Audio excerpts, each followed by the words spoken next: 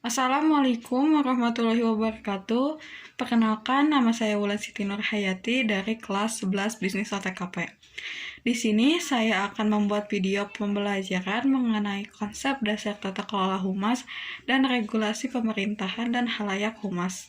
Pertama, saya akan membahas konsep dasar tata kelola humas yang terdiri dari pertama, pengertian humas.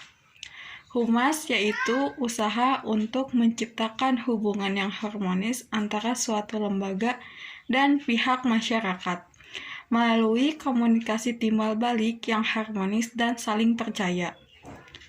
Ruang lingkup humas menurut Morrison, sejarah humas modern sebagai akibat dari revolusi industri. Pada tahun 1800 dan memasuki abad ke-20, muncul permasalahan di masyarakat terhadap praktik bisnis tidak sehat yang dilakukan oleh industri.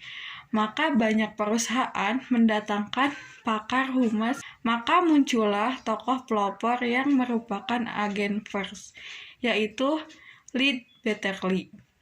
Pada tahun 1903, pembukaan kantor publisitas banyak kerja kasus yang ditanganinya. Masalah menuntut kerja. Kemudian lahirlah prinsip Declaration of Principles. Lalu yang kedua adalah tugas pokok dan fungsi humas. Pertama, tugas pokok humas. Tugas pokok humas adalah sebagai berikut.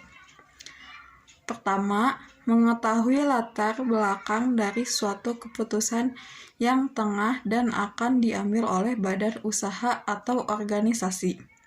Kedua, mendapatkan informasi yang akurat tentang suatu isu. Yang ketiga, mengetahui tindakan-tindakan selanjutnya yang akan diambil oleh pimpinan terhadap suatu permasalahan yang sedang dihadapi. Keempat, mengetahui apa saja yang dapat dilaksanakan atau diumumkan dari hasil keputusan-keputusan tersebut. Yang kelima, menyampaikan informasi secara resmi kepada masyarakat. Keenam, menunjang kegiatan manajemen dalam mencapai tujuan organisasi. Yang ketujuh, membina hubungan harmonis antara organisasi dan publik.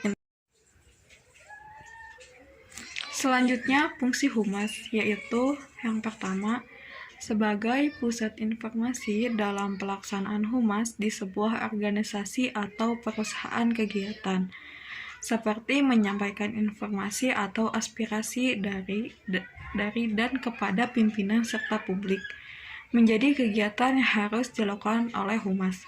Yang kedua, sebagai alat manajemen. Hal tersebut menjadikan humas dapat menyelenggarakan komunikasi dua arah timbal balik antara organisasi atau kelembagaan yang diwakilinya dan publiknya. Secara garis besar, peran utama pejabat humas adalah sebagai berikut. Yang pertama, komunikator. Yang kedua, relationship. Yang ketiga, backup management. Yang keempat, good image maker. Selanjutnya, jenis-jenis humas antara lain.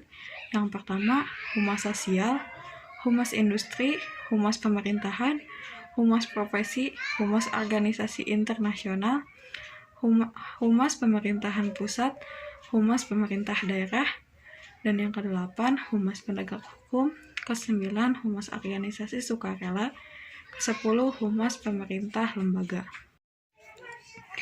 Lanjut ke pembahasan kedua, yaitu regulasi pemerintah dan halayak humas. Regulasi pemerintah adalah perpanjangan alami dari undang-undang yang mendefinisikan dan mengontrol beberapa cara yang dapat dilakukan oleh bisnis atau individu untuk mengikuti hukum. Regulasi humas adalah suatu cara untuk mengendalikan masyarakat dengan aturan tertentu dalam bidang kehumasan. Tujuan dibuatnya regulasi atau aturan adalah untuk mengendalikan manusia atau masyarakat dengan batasan-batasan tertentu. Regulasi diberlakukan pada berbagai lembaga masyarakat, baik itu keperluan masyarakat, umum, maupun bisnis. Istilah regulasi banyak digunakan dalam berbagai bidang, sehingga definisinya memang cukup luas. Namun secara umum, kata regulasi digunakan untuk menggambarkan suatu peraturan yang berlaku dalam kehidupan bermasyarakat.